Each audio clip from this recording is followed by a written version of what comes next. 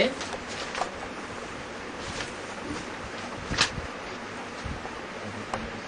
वाणी चल रही थी 9 फरवरी सन 66 की प्रातः सभा बम्बई में चलाई गई वाणी।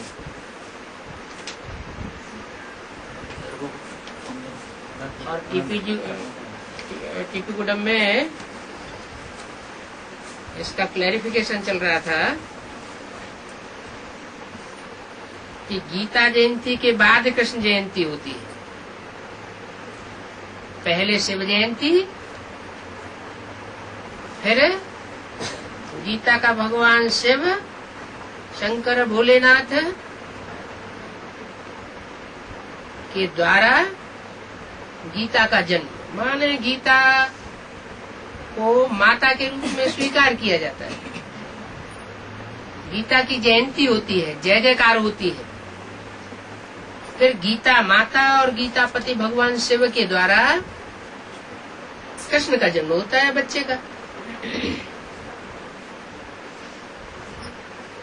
शास्त्रों में लिख दिया है कि गीता का भगवान कृष्ण था। अब कृष्ण तो साकार देवता है, और जो साकार देवता है वो तो अकर्ता भोक्ता निराकार स्वरूप साबित नहीं होता। गीता में तो कहा है कि मैं अव्यक्त हूँ। अव्यक्त माने जो इन आंखों से देखने योग्य न हो। तो इन आंखों से जो देखने योग्य नहीं है वो तो सुप्रीम सोल निराकार शिव है, जो अभोक्ता भी है अकर्ता भी है, अयोनि जीव भी है। योनि से उसका जन्म नहीं होता, गर्भ से जन्म नहीं होता। राम और कृष्ण को तो गर्भ से जन्म होता है। तो कृष्ण साकार रूपधारी रचना है, रचयिता निराकार शिव नहीं है। निराकार शिव ने ही आकर के निराकार आत्माएं जो शरीर धारण करती हैं सृष्टि पर, उनको गीता ज्ञान सुनाया था और गीता माता के द्वारा सदगति की थी। तो पहले है शिव जयंती, फिर बाद में है गीता जयंती, और बाद में कृष्ण बच्चे की जयंती। शिव भगवान वाच, ये किसने बोला? शिव भगवान ने बोला। किसके द्वारा बोला? ब्रह्मा के द्वारा उवाच। ब्रह्मा कृष्ण के आखिरी जन्म का नाम है। कृष्ण के आदि के जन्म का नाम है हे कृष्ण नारायण वासुदेव कहते हैं। जो कृष्ण की सोल है वो ही सत्ययुग में नारायण के रूप में राज्य करते थे। वही अपने अंतिम 84वें जन्म में दादा लेखराज ब्रह्मा बनती है।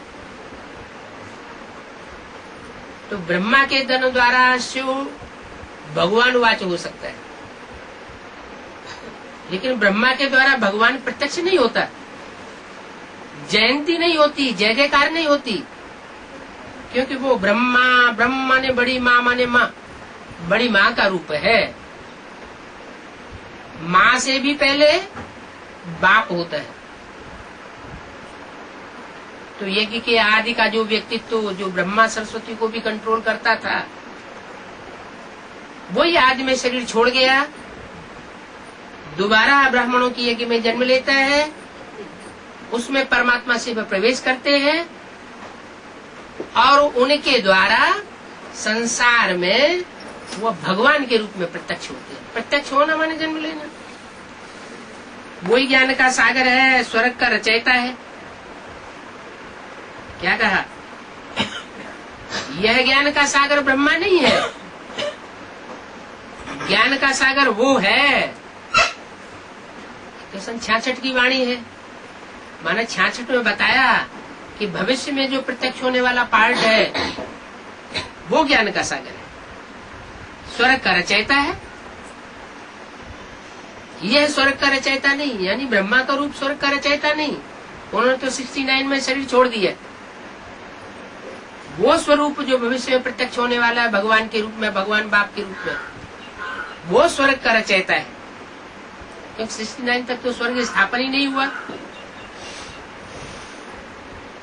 तुम बच्चों को नॉलेज दे रहे हैं, कहते हैं माम एकम याद करो।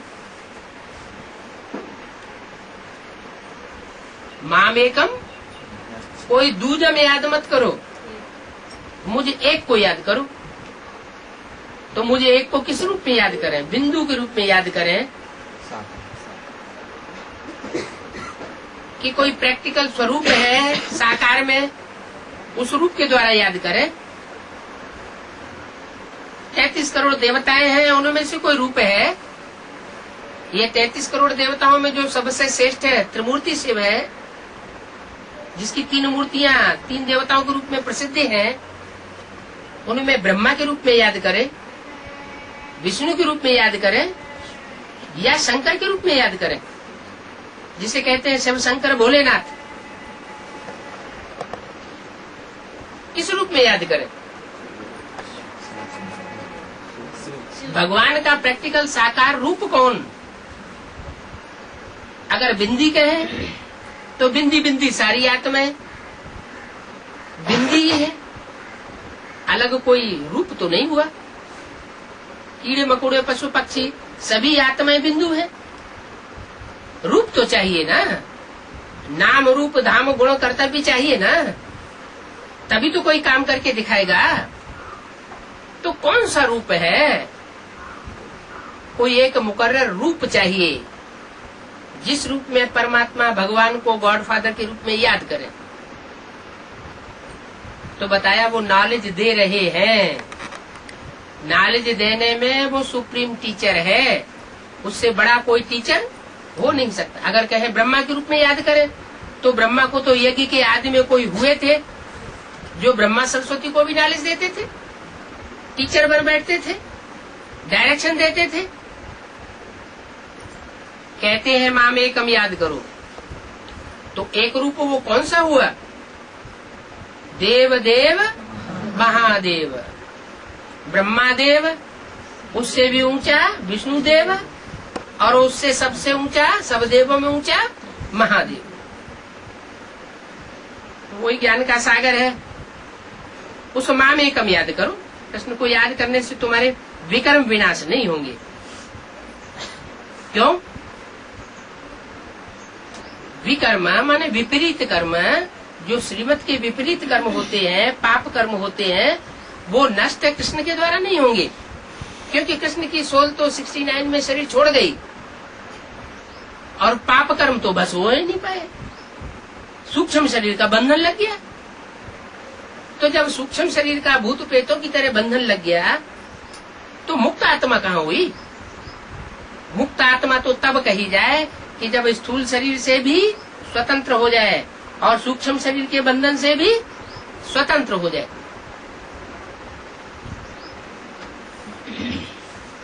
तो बोला कृष्ण को याद करने से तुम्हारे पाप कर्म विनाश नहीं होंगे। कैसे को याद करने से पाप कर्म विनाश होंगे? जो ऐसी निराकारी स्टेज में टिकता हो, जो निराकारी होने के साथ साथ निर्विकारी भी हो, निरहंकारी भी हो, देह का कोई अहंकार न हो। जब देह का अहंकार नहीं होगा तो देह के द्वारा पाप और पुण्य कर्म भी नहीं हो सकते। बल कोई कितना भी याद करे, कृष्ण के द्वारा याद करने से पाप कर्म भस्म नहीं हो सकते। माना बेसिक नॉलेज वाले ब्रह्मा कुमार कुमारियों की तरफ इशारा किया। कोई कितना भी ब्रह्मा बाबा में, ब्रह्मा उर्फ कृष्ण की सोल में परमात्मा शिव को याद कर ले, लेकिन उसके पाप कर्म भस्म नहीं हो सकते। कृष्ण तुम्हारे सामने खड़ा हो जाए, फायदा कुछ भी नहीं। क्यों? क्योंकि कृष्ण रचयिता नहीं है, रचना है। ये पाठशाला है। पाठशाला है माना पाठ पढ़ाया जाता है। कौन सी पाठशाला है? एम ऑब्जेक्ट होगा। जैसे स्कूलों में एम ऑब्जेक्ट होता है, वकीलों का कॉलेज है, डॉक्टरों की पढ़ाई का कॉलेज है, इंजीनियरिंग कॉलेज है। तो इंजीनियर, डॉक्टर, वकील बनाए जाते हैं ना। तो परमात्मा आकर के जो पाठशाला खोलते हैं उसमें क्या बनाया जाता है? वो गॉडली यूनिवर्सिटी है। उस गॉडली यूनिवर्सिटी में बनाया क्या जाता है? पद क्या मिलता है? मनुष्य को देवता बनाने की पाठशाला है, नर को नारायण बनाने की पाठशाला है। जैसे गीता में भी कहा है ना, हे नर अर्जुन तू ऐसी करनी कर जिससे तू नर से नारायण बन। हे नारी द्रौपदी तू ऐसी करनी कर जिससे तू नारी से लक्ष्मी बन। तो ये पाठशाला है मनुष्य देवता बनने की। ऐसे और कोई पाठशाला होती है क्या जहाँ मनुष्य से देवता बनाया जाए? गीता पाठशाला तो बहुत है, परंतु उनमें ऐसा थोड़े ही कहते हैं कि तुम मनुष्य से देवता बन जाएंगे। बाप बैठ समझाते हैं। कौन से बाप? वेद के दो बाप। एक तो मनुष्य सृष्टि का बाप प्रजापिता, और दूसरा बिंदु बिंदु आत्माओं का बाप, वो भी बेहद का बाप है, सुप्रीम सोल शिव। तो सुप्रीम सोल शिव साकार मनुष्य सृष्टि के साकार बाप प्रजापिता में बैठ समझाते हैं। वास्तव में सन्यासियों आदि किसको भी वेद उपनिषद शास्त्र आदि पढ़ने का हक नहीं है। क्यों? क्योंकि वेद उपनिषद शास्त्र आदि सब गृहस्थियों के लिए है।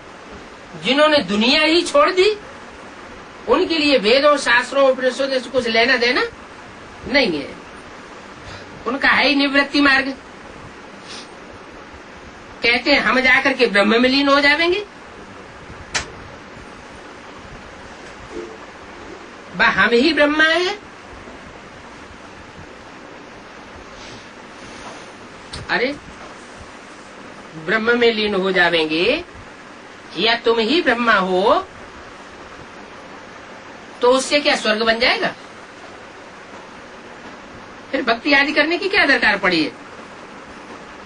क्या दुर्गति में पड़े हैं जो भक्ति करते हैं? भक्तों का रक्षक तो भगवान है। सर्व का सदगति दाता एक, बाकी सब एक दो की दुर्गति ही करते हैं। वो एक कौन है जो सारी दुनिया की आकर के सदगति करता है? और वो दुर्गति करने वाले मुखिया मुख्य कौन कौन है? रावण।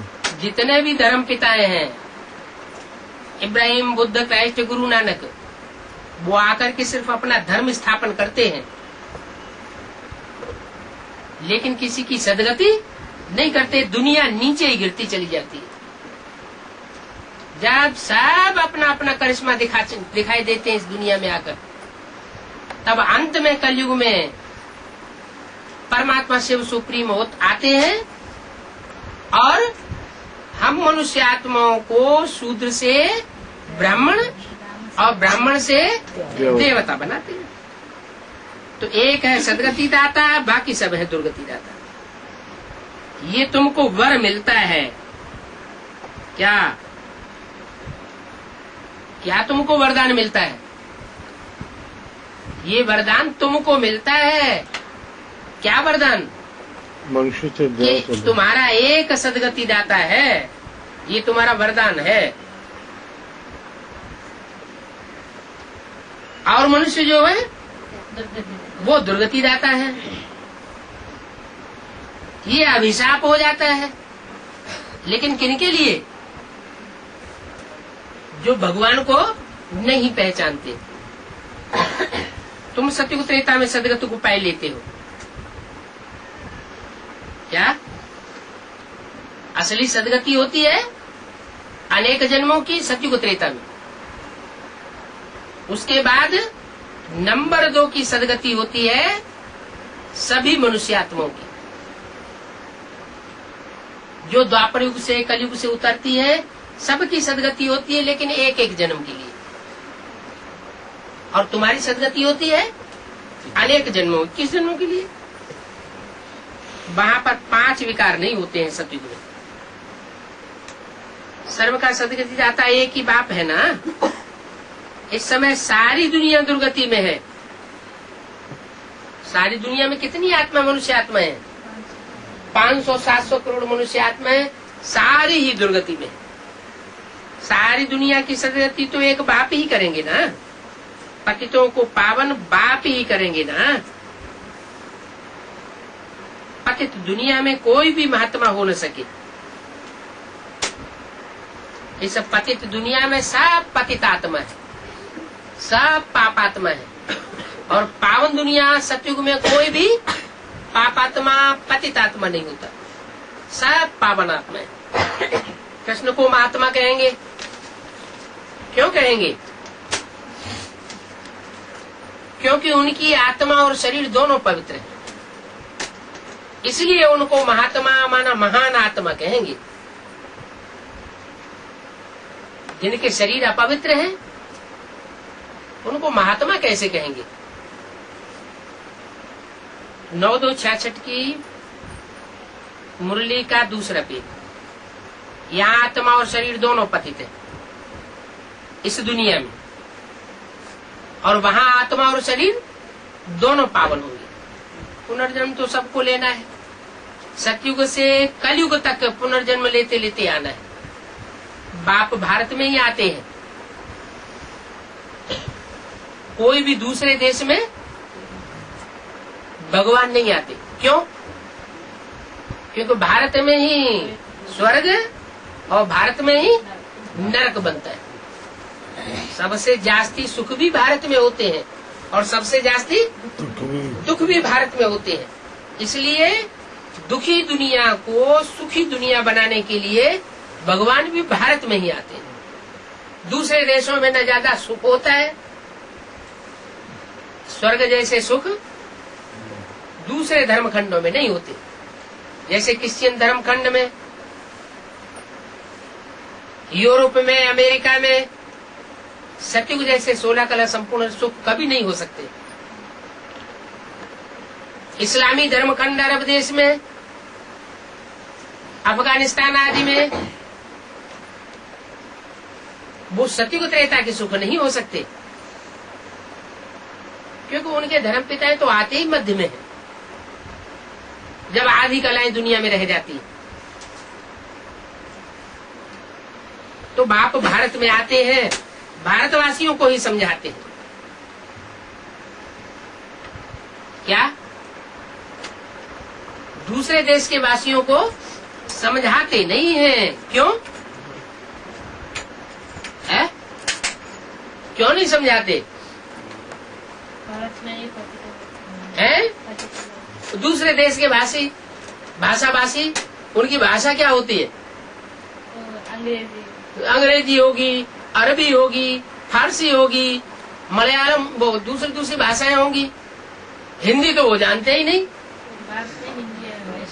और भारत में तो, हिंदुस्तान में तो हिंदी भाषा बोली जाती है। इसलिए बाप कहाँ आते हैं? भारत में आते हैं। अच्छा, भारत में भी तो दक्षिण भारत, उत्तर भारत, 2 भारत हो गए हैं? क्यों? भारत में कहाँ आते हैं? यादगार कहाँ बनी हुई है भारत में? उत्तर भारत में यादगार बनी हुई है। जो भी भगवान है, जैसे शंकर भगवान, शिव शंकर भोलेनाथ को भगवान कहते हैं ना, तो उनका भी यादगार कहाँ बना हुआ है? काशी में। विश्वनाथ, काशी विश्वनाथ, गंगे, बनारस में। राम का यादगार कहाँ बना हुआ है? अयोध्या में। कृष्ण का यादगार कहाँ बना हुआ है? मथुरा वृंदावन में। तो जो भी भगवान है उनको उत्तर भारत में दिखाई दिया, क्योंकि दक्षिण भारत वाले भाषा नहीं। अगर आ भी जाए तो क्या होगा? नहीं, जो थोड़े से लोग हिंदी जानते हैं ना, उनके पल्ले पड़ेगा। और वो गुरु बन करके बैठ जाएंगे, कुछ चलने नहीं देंगे भगवान की। क्या पकड़ते हैं? हाँ, भगवान को भाषा नहीं सब पकड़ते। हाँ, तो भगवान को उसी देश में आना पड़े जहाँ भगवान की भाषा समझ सके, पहली बात। दूसरी बात, उस देश में आना पड़े जहाँ पवित्रता के लिए बहुत बल दिया जाता हो।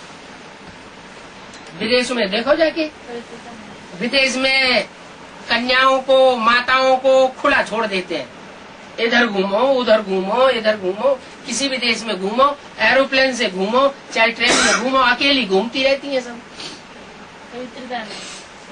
उनके सुरक्षा के ऊपर कोई ध्यान ही नहीं देते।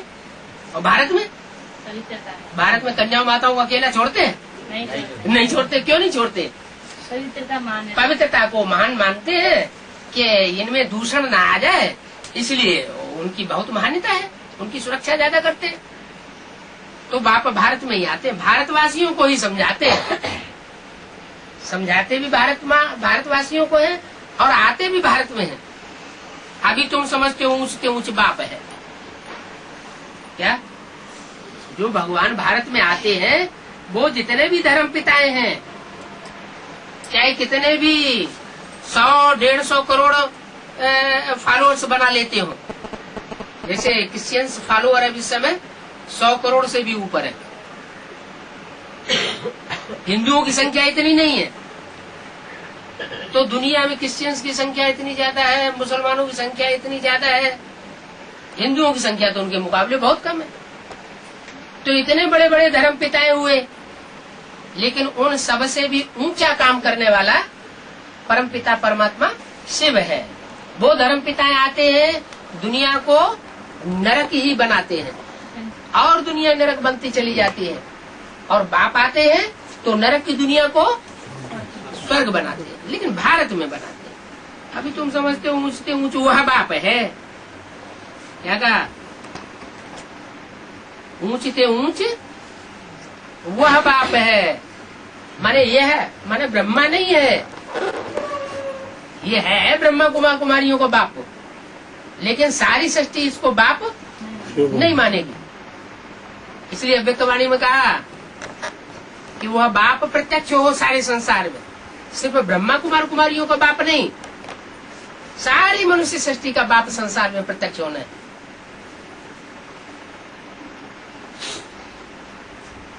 तो ऊंचते ऊंच वह बाप है जो सर्व की सदगति करते हैं। सर्व माने दूसरे धर्म वाले भी हो, उनकी भी सदगति करते हैं।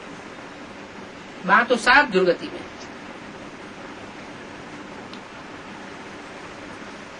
कहते हम पतित हैं, साधु संत महात्मा सब कहते हैं हे पतित पावन आओ। क्या कहते हैं?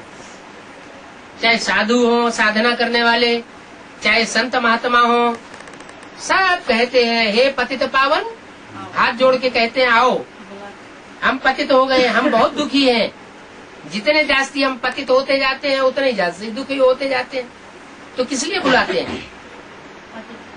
दुखी हो गए ना, नीचे गिर गए हैं ना, कुमति बन गई ना। तो जब ऐसी दुष्ट बुद्धि बन जाती है कि मनुष्य नीचे ही नीचे कर्म करता जाता है, तो भगवान को आना पड़ता है सदगति करने के लिए। तो जो बुलाते हैं वो पतित हुए या पावन हुए? ये पतित पावन आओ कह के जो बुलाते हैं वो पतित हुए या पावन हुए? पतित हुए ना। गांधी जी जिस समय थे, अंग्रेजों से लड़ाई लड़ रहे थे, तो 30-40 करोड़ भारत के मनुष्यों ने एक साथ आवाज लगाई। क्या आवाज लगाई?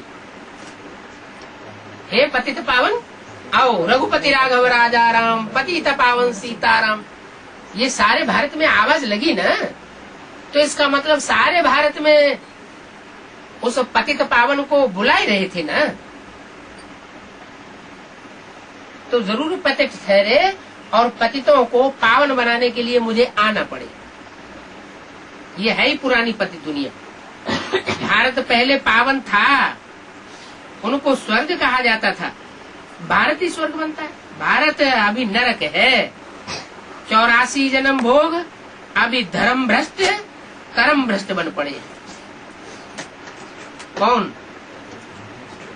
किसकी बात हो रही है? भारत अभी नरक है। 84 जन्म भोग। कौन भोगते हैं 84 जन्म? भारत। माने सारे भारत का प्रतिनिधित्व करने वाला कोई एक है जो अभी पतित है कि पावन है? क्या है? पतित है। 84 जन्म भोग चुका है और 84 जन्म भोगने के बाद धर्म भ्रष्ट हो गया। क्या? कर्म भ्रष्ट भी। जो धर्म भ्रष्ट होगा वो कर्म भ्रष्ट भी होगा। कर्म भ्रष्ट बन पड़े हैं। बाप कहते हैं हर 5-4 वर्ष बाद मैं आता हूँ और आकर के तुमको देवी देवता बनाता हूँ। तुमको किसके द्वारा बोला? ब्रह्मा के तन में बोला, 66 में बोला। तो कोई तो बच्चे सामने होंगे जिनके लिए बोला तुमको। सामने इमर्ज करके। हाँ, उन बच्चों को सामने रख करके बोला तुमको देवी देवता बनाता हूँ। तुमको देवी देवता बनाता हूँ माने जो सामने बैठे हुए हैं, सामने इमर्ज किए हुए हैं, उनको देवी देवता बनाता हूँ। ये नहीं कहा इनको देवी देवता बनाता हूँ। माने किनको?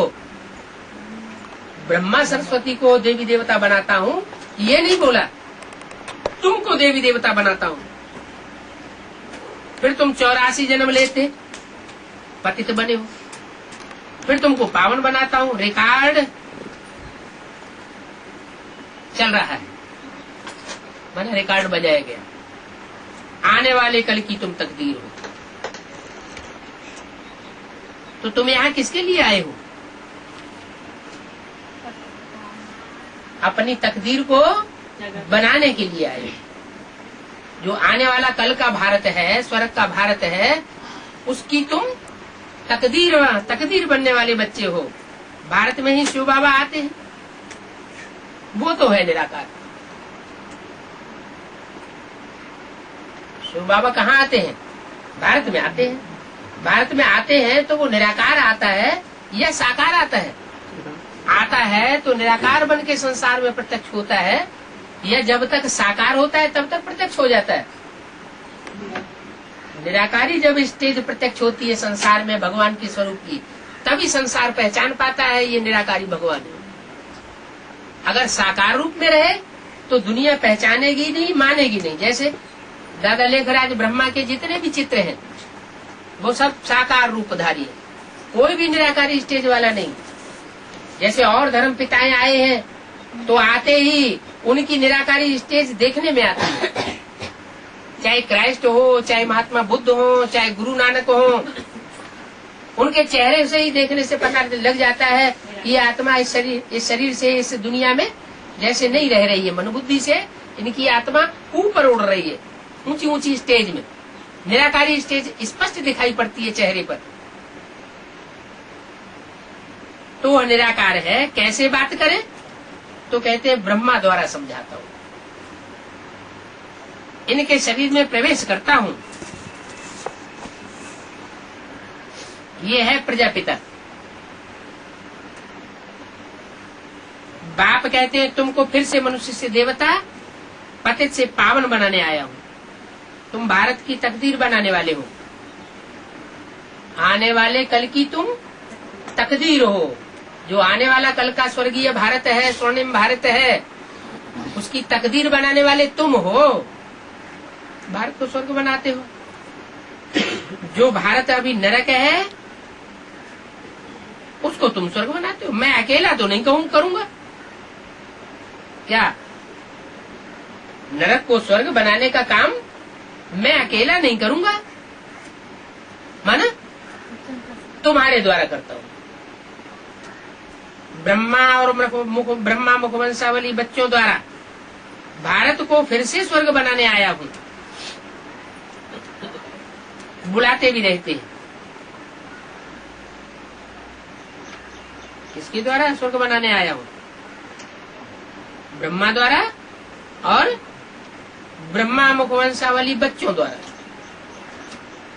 तो चलो ब्रह्मा मुख वंशावली बच्चे तो है अभी, लेकिन ब्रह्मा कहाँ है जिसके द्वारा स्वर्ग बनना है? वो तो शरीर छोड़ गया। जिसके लिए बोला है ब्रह्मा द्वारा स्वर्ग की स्थापना, राजधानी की स्थापना, तो जब ब्रह्मा ही चला गया तो राजधानी स्थापना कैसे होगी? दूसरा ब्राह्मण के प्रवेश करके। हाँ, जरूर ब्रह्मा की सोल कोई ब्राह्मणी के तन में प्रवेश करके ब्रह्मा माने बड़ी अम्मा माने जगदम्बा, सारे जगत की बड़ी की बड़ी माँ उसके रूप में प्रत्यक्ष होता है, और उस माता और उसकी सहयोगिनी शक्तियों भुजाओं के द्वारा स्वर्ग का गेट का उद्घाटन होता है। तो बुलाते भी है, हे गॉड फादर। आत्माएं बाप को याद करती है, जबकि दुख है तो याद करती है। जरूर सुख दिया है तो स्वर्ग के सुख घनेरे दिए हैं। कोई तो आत्माएं हैं जिनको स्वर्ग के सुख घनेरे देकर गया था, इसलिए याद करती है। तो ये तो बच्चों को समझाया गया कि बाप एक है, उनके बच्चे तुम आत्माएं भी मूल वतन में रहने वाली हो, जिसको निराकारी दुनिया कहा जाता है।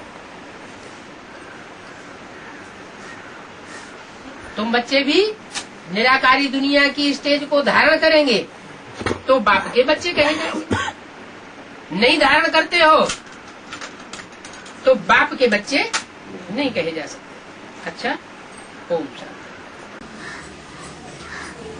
शास्त्रों में भी लिखा है संघौ शक्ति कलौ युगे। कलयुग में संगठन की शक्ति ज्यादा काम करती है। ये इब्राहिम, बुद्ध, क्राइस्ट, गुरु नानक ने मंदिर, मस्जिद, गिरजाघर, गुरुद्वारे ये क्यों बनवाए? इसलिए बनवाए कि संगठन की शक्ति बनी रहे।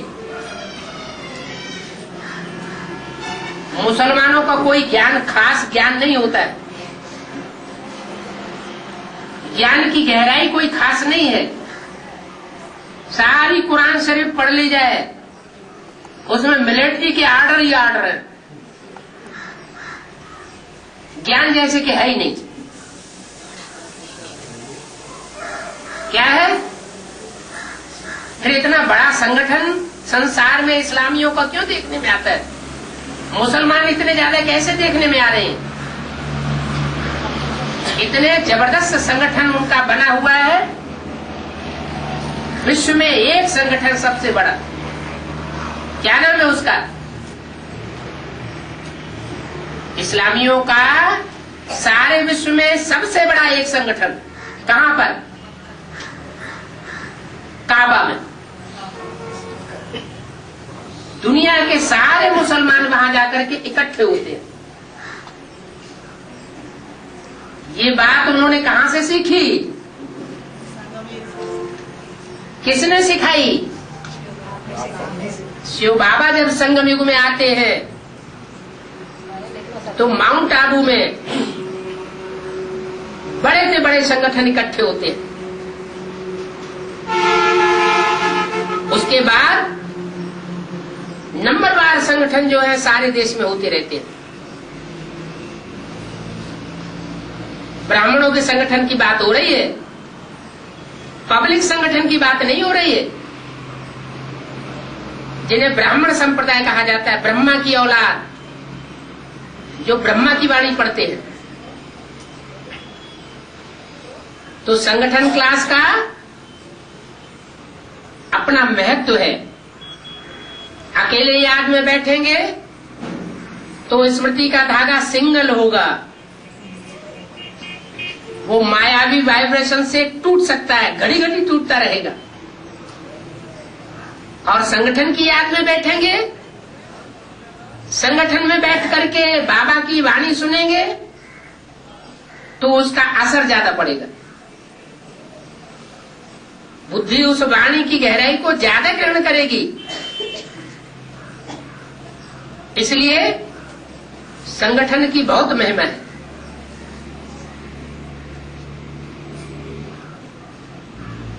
बड़े बड़े गिरजाघर बनाए हुए हैं,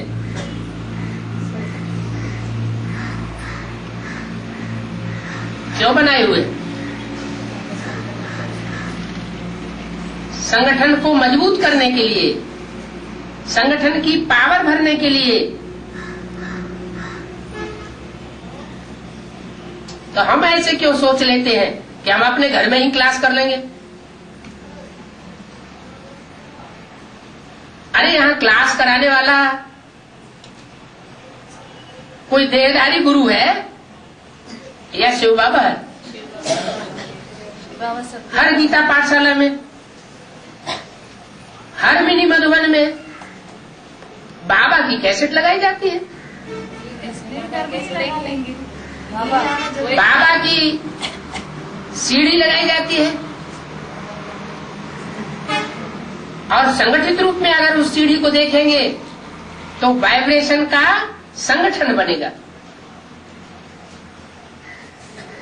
वो संगठन वाइब्रेशन का उस स्थान को शुद्ध करेगा।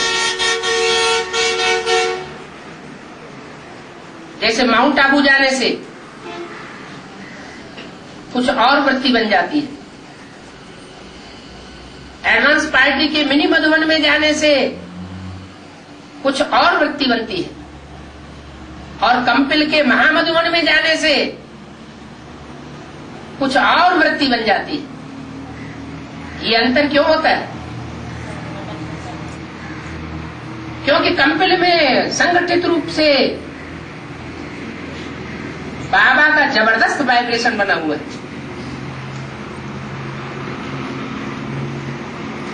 तो ये वाइब्रेशन को बनाना और उसको बिगाड़ना, ये भी बहुत बड़ी सर्विस और डिसर्विस है।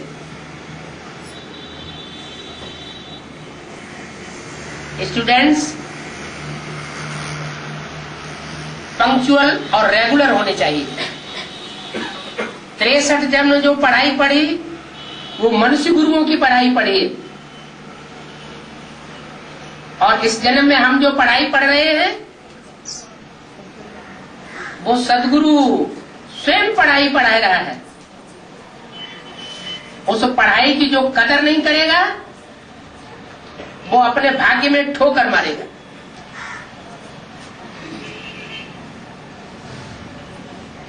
ये जो हाजिरी रजिस्टर बने हुए हैं, गीता पाठशालाओं में बनवाए जा रहे हैं, ये प्रूफ रहेंगे जब रिजल्ट निकलेंगे। सबसे पहली बात देखी जाएगी पंक्चुअल और रेगुलर कौन कौन है, क्योंकि ये भी एक सेवा है। जैसे कर्मणा की भागदौड़ की सेवा होती है, वाचा की भाषणवादी कोर्स आदि देने की सेवा होती है, ऐसे ही संगठन में बैठ करके वाइब्रेशन की सेवा होती है। बाबा की याद में बैठ करके जो हम दृष्टि से वाइब्रेशन बनाते हैं उसी स्थान में, वो सेवा जबरदस्त काम करती है। लेकिन मुझे तो नींद के वाइब्रेशन देखा था बाबा संगठन वो तो तब की बात है जबकि बाबा सामने नहीं होता है। यहाँ तो ऐसा भी है कि बाबा सामने बैठा रहता है और मुंह फैला के ऊपर बैठ जाते हैं। बाबा मुरली चलाते समय में भी पूछेगा तो कटमाता ही उठता है, नहीं तो सो जाता है। तो ये अपनी अपनी प्रीति बुद्धि का हिसाब किताब है। 63 जन्म जिन्होंने नीच लोगों से बुद्धि का योग जोड़ा है, वो वाइब्रेशन यहाँ जरूर उद्घाटित होंगे। और जिनका जन्म जन्मांतर का रामकृष्ण की आत्मा के साथ संग्रह है, उनका पुरुषार्थ भी वैसा ही श्रेष्ठ देखने में आएगा। फिर भी चलो कुछ लोग सोते भी हैं, झुटका आता है, तो भी जिनको झुटका नहीं आता है उनका काम है कि जो नीचे गिर रहे हैं उनको ऊपर उठाए। पानी पिलवा दे बाबा। ठीक है, पानी पिलाना क्या खराब बात है, ठंडा दिमाग हो जाएगा।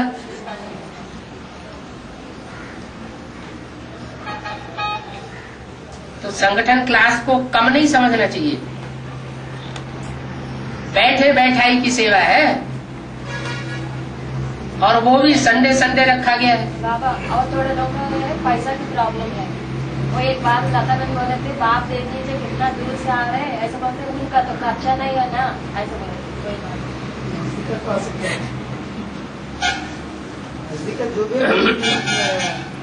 इतना इंटरेस्ट नहीं दे रहे ना, वही भाव। जहाँ इच्छा होती है वहाँ रास्ता निकल आता है।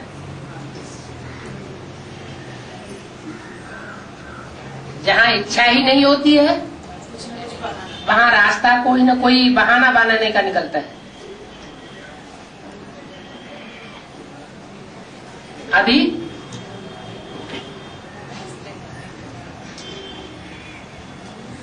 इस सभा में इतने ज्यादा लोग कैसे आ गए? टीवी वाइब्रेशन नहीं है, डायरेक्ट वाइब्रेशन। मिनिमम का वाइब्रेशन सारी दुनिया फैल गया अचानक। हैं? मिनिमम का वाइब्रेशन सारी दुनिया फैल गया। तो पिछले संडे को क्यों नहीं फैल गया? वाइब्रेशन झुटका खा रहे थे उस समय झुटका खा रहे थे, अभी नहीं खा रहे। पिछला जो संडे का संगठन हुआ उसमें 25 ही क्यों आए? उस समय टीवी वाइब्रेशन है, डायरेक्ट वाइब्रेशन है। कम से कम 25 आए, एक बार 5 आते, एक बार 5 लोग आते। कम से कम हर हफ्ता आने वाला 6-7 लोग है। బాబా అడుగుతున్నారు ఈసారి ఎలా వచ్చేసారు, ఇంతమంది ఎందుకు వచ్చేసారు, ప్రతి ఆదివారం ఇబ్బంది ఉండరు కదా అంటున్నారు।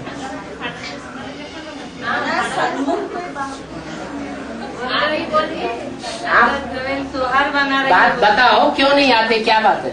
ఎందుకు రాలేదు అడుగుతున్నారు చెప్పండి। है? हाँ। बाबा ने तो मुरली में बोला हुआ है कि तुम बच्चे दिवाली थोड़ा ही मना देंगे, तुम वो जड़ दीपक थोड़ा ही जला देंगे। ये पोंगल है। तुम तो जड़ दीपकों को देखने भी नहीं जाएंगे छत के ऊपर चढ़ के। ठीक है बाबा, लास्ट भी कहे तो वो है हर हफ्ता हाँ, वो त्योहार तो एक दिन की बात हुई, यहाँ तो हर संडे की बात है। अच्छा, यहाँ छुट्टी क्या मंगल को होती है? बिजनेस लोगों को तो मंगल के दिन। लेकिन सेंट्रल गवर्नमेंट की तो छुट्टी संडे की होती है ना, स्कूलों में, कॉलेजों में, बैंक वगैरह में सब संडे संडे की है ना। मार्केट के लिए मार्केट का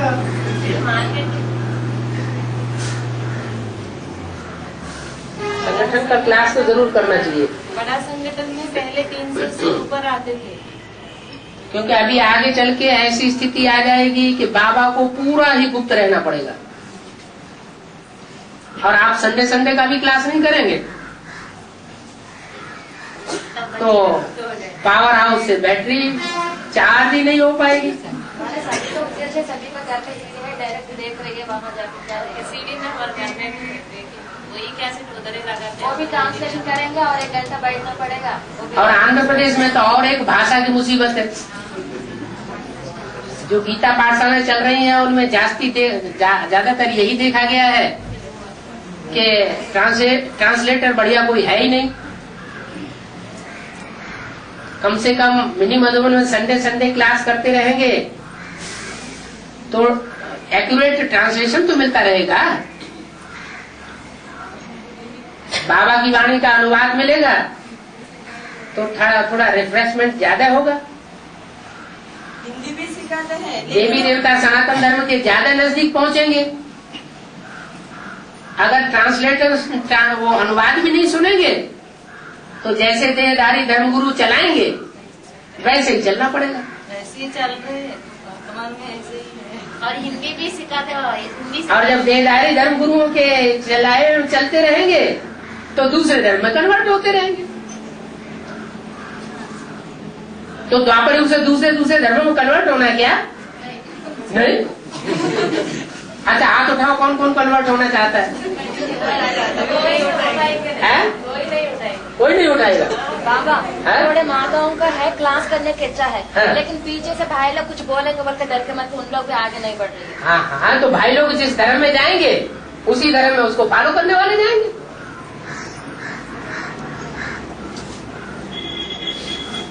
कम से कम सप्ताह में एक बार जरूर क्लास करना चाहिए,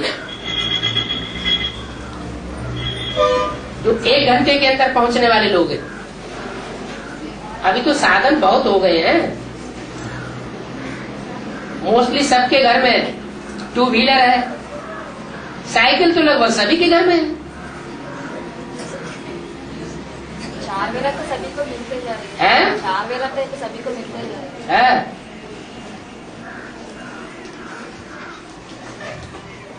हिंदी भी सिखाते हो, लेकिन सीखते सीखते 2 हफ्ता आते बस साफ रहते, बस बंद करते। बाबा 1-1.5 से कब करते बाबा, हमको नहीं आएगा, हमको नहीं आएगा बोल के, हिंदी सीखते हमको नहीं आएगा, हमको नहीं आएगा बोल के, यही बात। तो उनको ये बात बताओ कि बाप का बच्चा होगा, माँ बाप का बच्चा होगा तो कौन सी भाषा बोलेगा? है? नहीं, माँ हिंदी की बात छोड़ दो। जो भी माँ बाप के बच्चे होते हैं दुनिया में, वो बच्चे कौन सी भाषा सीखते हैं, कौन सी भाषा बोलते हैं? माँ बाप की भाषा मदर टंग बोलते हैं ना। मतलब ज्यादा लोग मान तो अगर आप शिव भगवान के बच्चे हैं, जो बाबा मुरली में बोलते हैं मीठे मीठे सिकिल दे बच्चों को, तो वो याद प्यार तुमको तो नहीं मिलेगा। फिर कैसे मिलेगा? हमारा आंध्रा हमारे बच्चे वहाँ बोले तो कैसे बनेगा? हमारा आंध्रा कब बनेंगे? अरे हमारा सारा विश्व नहीं वो पता नहीं, पूछिएगा। है। हम सारे विश्व के लिए हैं कि सिर्फ आंध्रा के लिए? सिर्फ आंध्रा के रहेंगे तो अंधेरे बन के रहेंगे, क्योंकि गुरु लोग जैसे चलाएंगे वैसे चलते रहेंगे। तो गुरु लोग बनाने अंधा बनाने वाले, और शिव बाबा है सोजरा बनाने वाला। और बाबा ट्रांसलेशन खुली हुई आंखों वाला। ट्रांसलेशन करते समय हिंदी के ऊपर भी ध्यान देते थे, तेलुगु में बोलते थे बस। और चलो वो भी रहेंगे तो नंबर वारेंगे, लेकिन कम से कम इतना तो हो सकता है कि संडे क्लासेस करते रहे, और जो तेलुगु अनुवाद है वो बाबा की वाणी डायरेक्ट ग्रास्प करते रहे, और 7-8 दिन वो वाइब्रेशन बुद्धि में बना रहे संगठन का, तो हिम्मत उल्लास बढ़ता रहेगा, बाबा की ज्यादा याद रहेगी। बाबा अभी बताया ना, छोड़ेंगे नहीं, आएंगे। हैं? बाबा अभी बताया ना, छोड़ेंगे नहीं, आएंगे। छोड़ेंगे नहीं, आएंगे। संगठन अभी से आएंगे, अभी से हर संगठन में आएंगे हर रविवार। चलो हर रविवार को हर संगठन में आएंगे तो बाबा भी हर वर्ष आएंगे।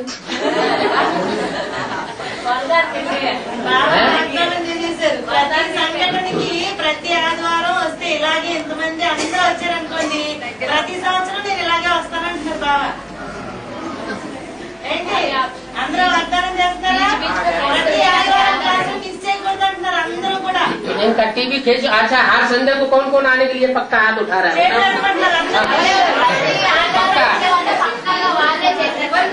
पक्का हाथ उठाने वाले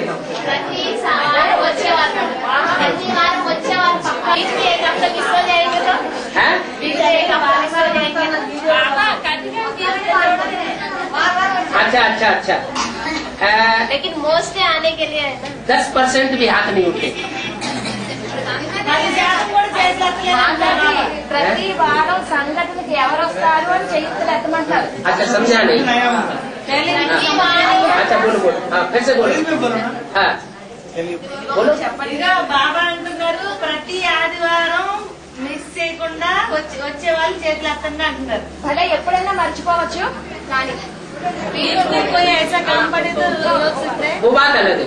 మధ్యలో ఏదైనా అత్యవసరం అయ్యి రాలేకపోతే వేరే విషయం, కానీ మోస్ట్లీ రావాలి. అలా ఎంతమంది వస్తారు చేతులు ఎత్తుంది వీడియో తీయమంటున్నారు బాబా. వాగ్దానం చేసేవారు అంటే ఎంత ప్రతి ఆదివారం వచ్చే వాళ్ళు చేతులు ఎత్తండి అంటున్నారు. ప్రతి ఆదివారం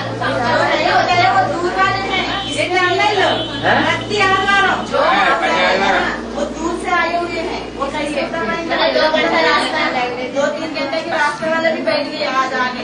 ठीक है, एटलीस्ट वहाँ की संगठन में वहाँ संगठन इधर की संगठन की बात है ना. चलो इस बार तो बाबा ने पहले गीता पाठशालाओं में चक्कर लगा लिया, इसलिए सबको पता पड़ गया कि बाबा आए हुए हैं। अगली बार हो सकता है कि बाबा पहले यही सीधा प्रोग्राम करते हैं, फिर बाद में गीता पाठशालाओं में चक्कर लगाएं। बोलो। ఇప్పుడైతే బాగా చుట్టుపక్కల తిరిగేసి వచ్చారు అందుకని ఇప్పుడు తెలిసింటది. కానీ ఈసారి అయితే ఇంకా అసలు చుట్టుపక్కల ఎక్కడ వెళ్ళకుండా వస్తారు. అప్పుడేం చేస్తారు? ఇప్పుడు తెలుసు కాబట్టి వచ్చేసారు. బాగా చుట్టుపక్కలే ఉన్నారు, ఆదివారం కంపల్సరీగా ఉంటారని వచ్చేసారు. ఒకవేళ డైరెక్ట్ వచ్చేసారు, ఇక్కడికి ఏ గీతా పాఠశాలకి వెళ్ళలేదు. అప్పుడు ఎవరు వస్తారో వాళ్ళే పొందుతారు. అప్పుడు ఎవరు వస్తే వాళ్ళే కదా, రెగ్యులర్ ఎవరు వస్తే వాళ్ళే పొందుతారు, లేకపోతే మిస్ అయిపోతారు. బాగా వచ్చారని పిలిచేది లేదు. ఇంకా మీ ప్రతి ఆదివారం రెగ్యులర్ గా ఎవరైతే వస్తారో వాళ్ళే పొందుతారు. ఎవరిని దోషిగా చేయకూడదు. ఏమని బాగా వచ్చారు మీరు మాకు ఎందుకు చెప్పలేదని. ఎవరు పొందుతారు? ఈ ప్రతి ఆదివారం ఎవరైతే మిస్ చేయకుండా వస్తారో వాళ్ళే పొందుతారు, పిలిచేది లేదు. అందుకని ప్రతి సంఘటనలో అయినా ప్రతి ఆదివారం అయినా సరే ఇప్పుడు మీకు తెలుసు కాబట్టి వచ్చేసారు. మీరు నేను ఏమో వచ్చేసారైతే నేను చెప్పకుండా వచ్చేస్తాను. ఎవరు ఏ గీతా పాఠశాలకు తిరగకుండా ఎక్కడికి వెళ్ళకుండా ఇక్కడికే వస్తారు. అప్పుడు ఏం చేస్తారు? 5 ఉంటే 5, 10 మంది ఉంటే 10 మంది కదా కలుస్తారు. ఇంకా ఎవ్వరు ఏమంటానికి లేదు. అంటే బాబా ముందే చెప్పి వీడియో తీస్తున్నారు అందరికి కూడా. ఇంకేం కావాలి?